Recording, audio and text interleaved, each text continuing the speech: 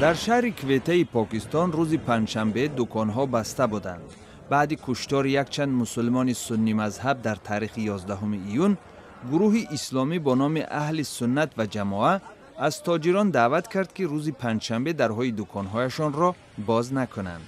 بعضی تاجران شکایت کردند که گروه اسلامی آنها را مجبور کرده است که کارشکنی کنند. پرزیدنت بلاروس الکساندر لوکاشنکو با سفری رسمی 4 روزه وارد شهر بلگراد، پایتخت سربیا شد. پرزیدنت لوکاشنکو با رهبر سربیا تومیسلاو نیکولیچ ملاقاتی روبرو برپا نموده، سپس چند سند توسعه همکاری‌های میان دو کشور را امضا کرد.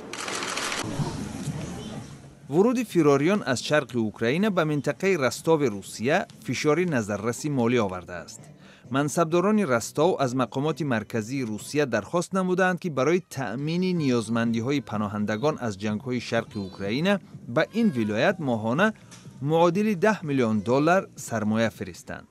درباره شماره فراریان از جنگ‌های اوکراین اطلاعات مختلف پخش شده است. منصبداران روسیه میگویند که هزارها نفر از مکان برخوردهای نیروهای حکومتی اوکراین بر ضد جدایخواهان شرق این کشور به روسیه فرار کردند، ولی مقامات اوکراینی این اطلاع را به اساس مینامند.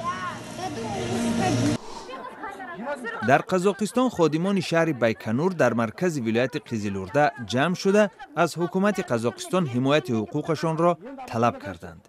اعتراضگران میگویند آنها در پایگاه کیهانی زیر تصرف روسیه کار میکنند و در نتیجه نمیتوانند نه از روسیه و نه از قزاقستان امتیاز اجتماعی خود را به دست آورند.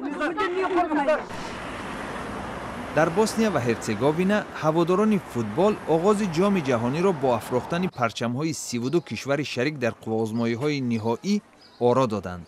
بوسنیا و هرزگوین برای اولین بار در تاریخ صاحب استقلالی این کشور به جام جهانی راه یافته در قوه آزمایی اولینش با منتخب ارژانتین روبرو می شود.